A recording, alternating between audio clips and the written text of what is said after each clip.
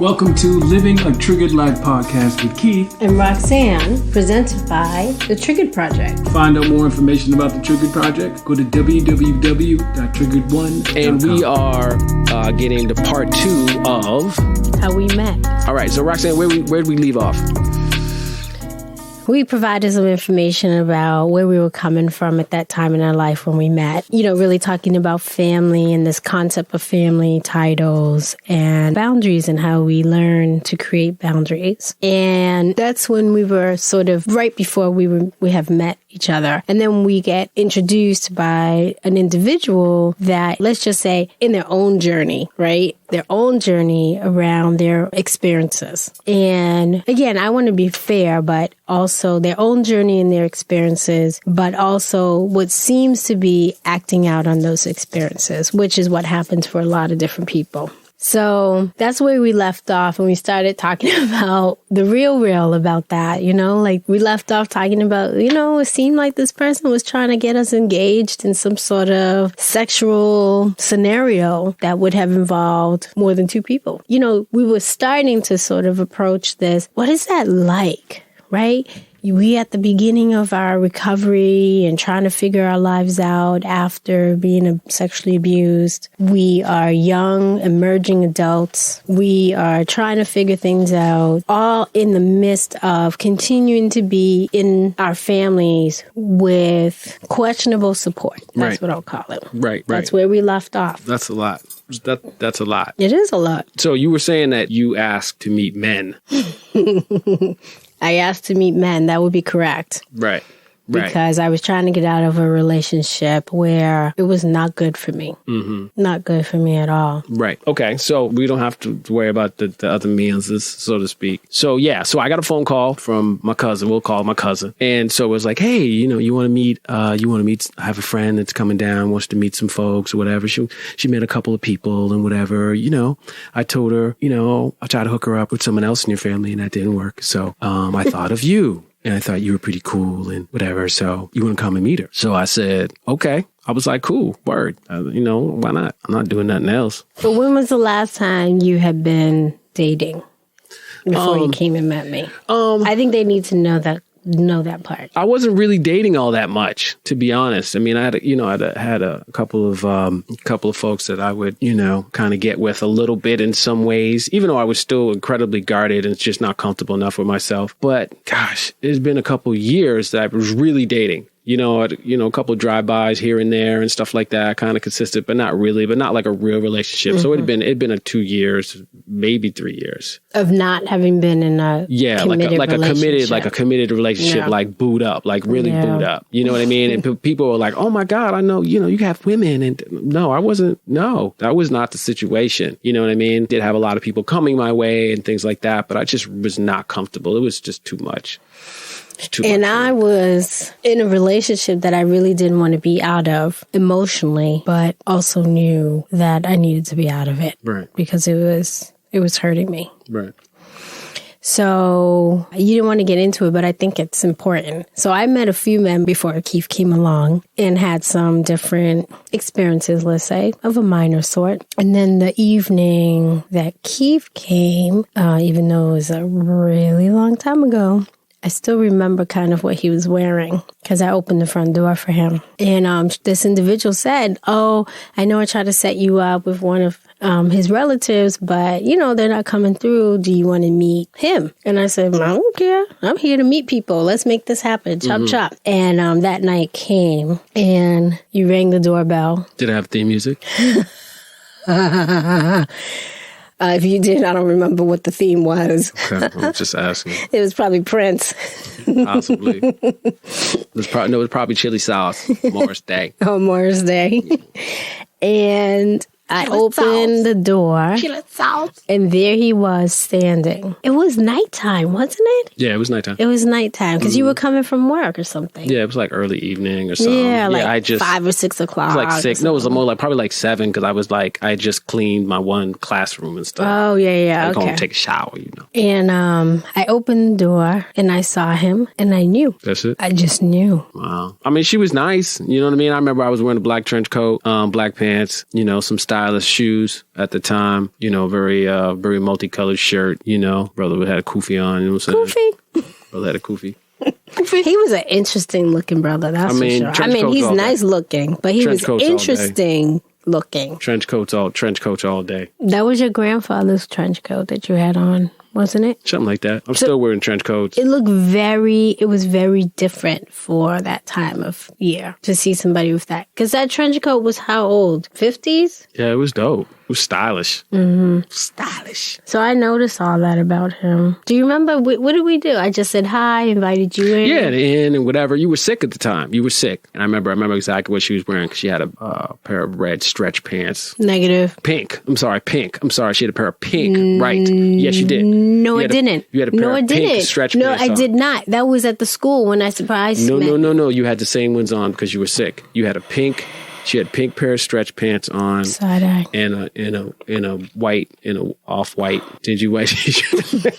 You're a jerk. And a white t-shirt. You're a jerk. And a white t-shirt. But she really wasn't feeling well. You know what I'm saying? I could tell that, hair pulled back or whatever. She seemed really nice and stuff like that. Her energy was pretty cool. And we just kind of vibed, right? We just kind of vibe, but one thing is that she did lay on the floor on her stomach and would look back to see whether or not I was looking at her butt and stuff like that because you couldn't miss it. But I really wasn't paying attention to it. You know what I mean? It wasn't a big deal. You know what I mean? It was a big deal, but it wasn't a big deal to me.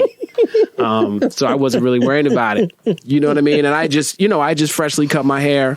Mm-hmm. You know what I mean? Freshly had a fresh ball fade or whatever. Big shout out to Ishmael Butler, a.k.a. Butterfly, Dickable Planets, for teaching me how to really fade. And so, yeah, I was fresh to death. And I remember one thing is she rubbed the back of my head. I never had nobody touch the back of my head like that. I was like, ooh, she was like, man, she was like, wow, it's really nice. She was like, you mind if I touch you? And I was like, no. Do you mind if I touch the back of your head? Which is exactly where the fresh fade was. Right on the neck. Right. When people ask you if they could touch you and they already do it, that's exactly what she did. So, she was quick. She was quick and she went for it.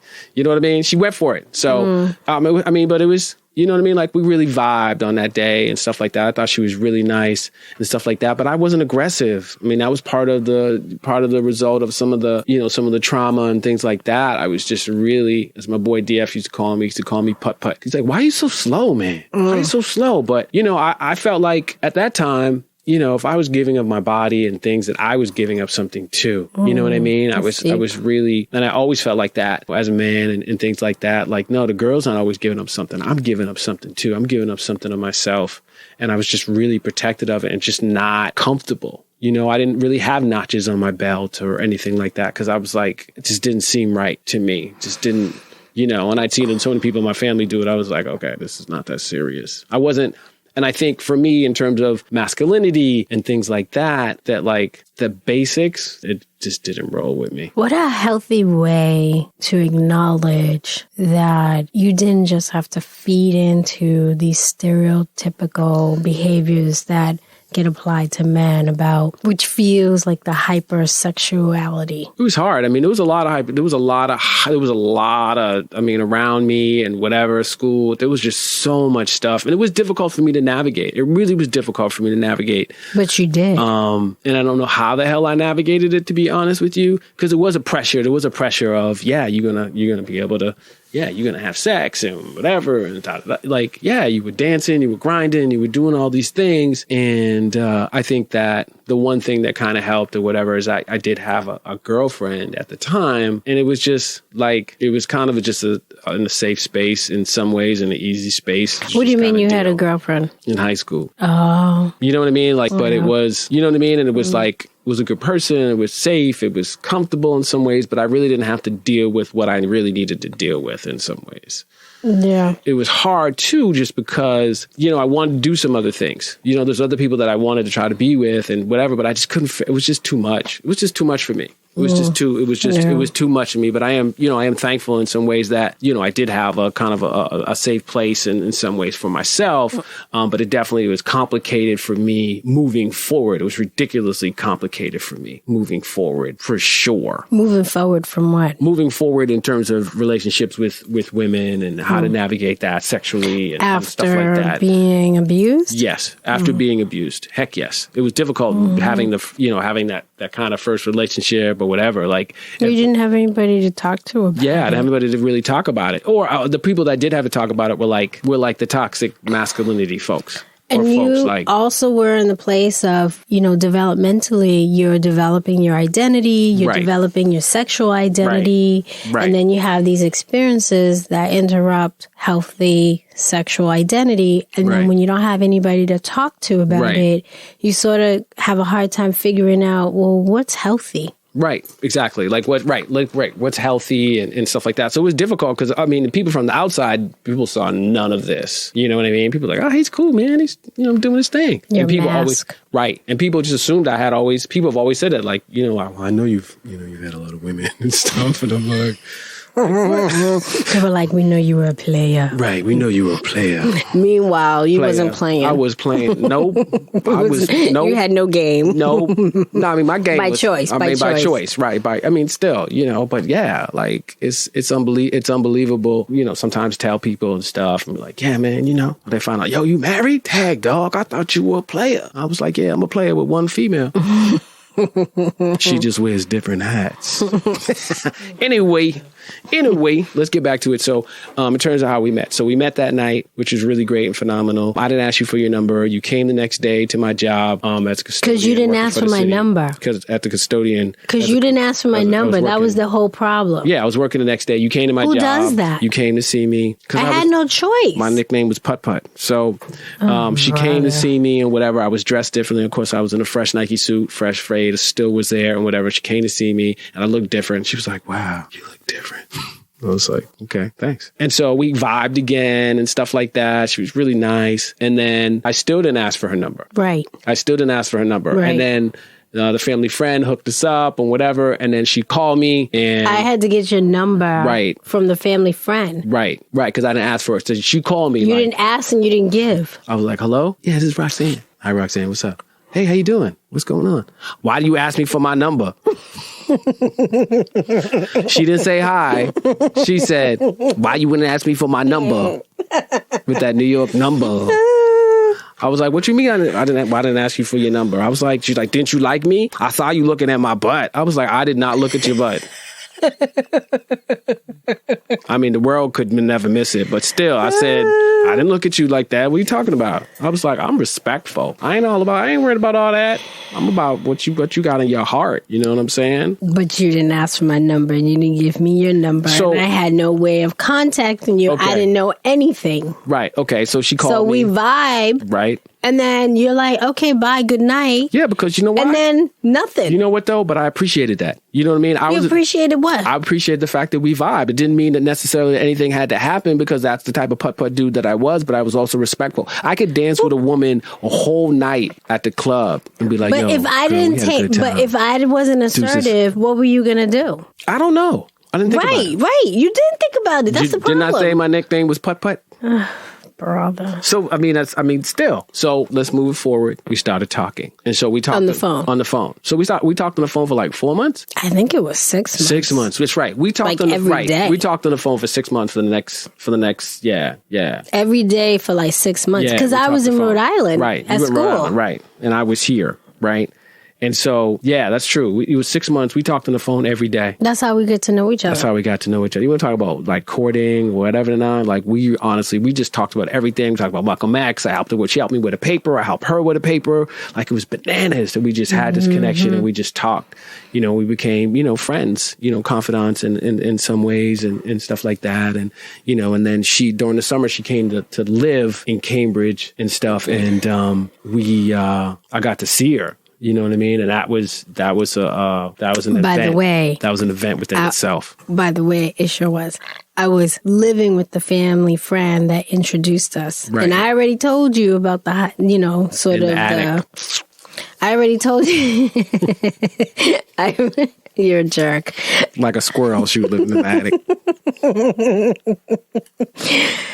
I already told you sort of the environment that we were in. So we're 2 recovering survivors. Good and Lord. Now we're in, the sex throne, basically. So to speak. And it was just, everybody was just, the thing about it is like people just being comfortable. You know what I mean? Like, comfortable in ways that I was surprised about. You know what I mean? Even like, I'm like, yeah, I'm fam, like whatever, but, put some clothes on. Like, what the hell?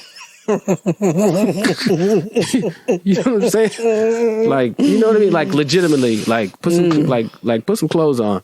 Like, what is, and that was the one thing too, even with Roxann and whatever, she was comfortable with herself, a pair of boxers and, and a white t-shirt, a pair of boxers and a white t-shirt. And I was like, you ain't got a robe? You don't own a robe? I grew up in New York in the South Bronx. We didn't do robes. I was like... You did robes in your house? Well, heck yeah, we did robes in the house. That must be some middle class fish. I don't know what you're talking about. Look, I'm just saying, like, I never seen a robe. I never, there was no robe in my house. It was a robe. I wasn't running around the house butt naked. You know what I'm saying? And then there's that. I'm just saying that I had a robe. Now, I had one robe. I'm just saying. So let me just say. I'm just saying there were no robes in my house. I had one robe. And we didn't live in a house. We lived in an apartment. Mm-hmm. So even smaller than a house. Yeah, I had a robe. There were no robes, y'all. I had a robe. Let's just talk about the foundation here. Right. Mm-hmm. You could have used the shower curtain or something. There was a hoodie in the house. Something, right? Look, I'm keeping this real. That's real. Okay. Wash your mouth though, girl. Oh. It's a family show. Supposedly. Sorry. That's okay. No one's going to beep us out, but, we want the kids to be able to listen to some things. I understand that. It's only It's not, Right. No question. All right. So let's get back to it. So, yeah, that was crazy. But the one thing about it is that then we were inseparable, pretty much. We were together like every single day. But we used to have these, but one thing that was really, I remember one night and how it started. You're so funny. You just skipping over stuff, but go ahead. You want to go back? No, well, here's I'm just saying, we will go back. I'm just saying you're skipping over stuff because we'll go even back though then. I moved up here, I still had to seek you out. You still were being, as you say, putt-putt. Like, I literally hopped on a bus and didn't know where I was going and showed up unannounced to your house. Like, this was an event. Like, I had to really be assertive.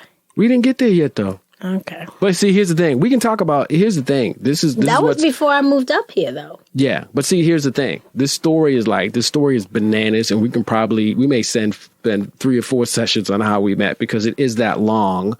And it's important. It's important to give the foundation of what we have now and what we've been working on for so long. Well, not to be hokey, it's important for people to understand living a triggered life. Right. That's what it's important for. Right. And so we'll continue. We're going to continue to. We have some time left, but we're going to continue to talk about it. So yes, let's go back. That's all right. I'm just saying you're skipping the whole thing, but go ahead. Well, I can roll with it. Here's what. Well, I'm sorry, but there is one thing that did happen before, and you're absolutely right. There's one thing that happened before she moved up here was that we went to a party. And so they used to have this party over when I was at UMass called Jeans and T-Shirt Party in the spring. And so I was planning to go. I was here in Cambridge and things like that. I thought I was going to go. So Roxann met me there. Roxann met me and we got the 5 minutes. So Roxann met me at the party, right? And so there's a lot of people from Cambridge there, a lot of people there because it was an incredible party. There might have been like 5,000 people there or something crazy. Yeah, it was crazy. It was crazy. So you couldn't even dance. She comes to the party and she had a cute little set on. She looked cute, whatever, And jumper. So, yeah, she had a cute jumper on or whatever. Dude's like, yo, who's that? Because they never really see me with women. I mean, they see me with women, but not really, They were like, yo, who's that girl? I was like, don't worry about it. So we start dancing and stuff like that. Now, I love to dance. You know what I'm saying? Like, I'm like, I dance crazy. Like, hip-hop dancer. He is a phenomenal dancer. Right. So she starts dancing. Roxann can't dance. I can't stand you. Roxann can't dance at all. Yeah. So I'm dancing circles around her. Like, legitimately dancing circles around Roxann. then like pull her clothes, whatever, dance circles around her, blah, blah, blah, whatever. And so like, but it was dope. Like she would try a little bit and stuff, whatever. We're trying to have fun out in the middle of the dance floor and stuff like that. It's just me dancing around her and stuff. It was really a great time. But what was significant was that we had such a great time. She was going back to Rhode Island, and she had her best friend who was with her at the time, and she wanted me to go home with her. She's like, look, you need to come home with me. And I was like, girl, I ain't coming home with you. I'm going home. What's wrong with you? Think this is? But I was, being putt-putt. I was really still protective and things like that. So I was like, nah. So we were in the back of the car and whatever, and she was like laying up on me and whatever. And then the moment happened. It was our first kiss, and I kissed her, right? And it was beautiful. Like, it was really like, it was all juicy. Ooh, and you know what I'm saying? Goosebumps. You see, but see, that's what happened. That's what happened. That's what happened. She got the goosebumps, and she shook when I kissed her and melted in my arms. It was an incredible moment. It was really nice, really innocent, really beautiful. And I was like, whoa, my head was spinning and things like that. I was like, wow. But no, I'm not coming home with you. I ain't coming home with you. No. And I was staying with my boy who was my boy CT I was staying with. And so I was like, wow, like this is incredible. I was like, yo, this is absolutely positively incredible. Wow. I mean, it was incredible. I was like, wow, I think this is going to be something special. Needless to say, that was our first kiss, and it was an incredible moment. She had traveled from Providence to Amherst to UMass to the party, which was like 3.5 hours or something ridiculous, to come and see me. Got her friend to come and come with her to someplace she didn't know to spend time with me. And we'd been talking on the phone for, I think at that point we were at like 4 months or something like that or whatever. But it was bananas. I was like, this girl traveled all this way up here, and I had no interaction with her. I ain't kissed her. I ain't done nothing. All we did was talk on the phone, and she came all this way to see me. Because I knew who you were.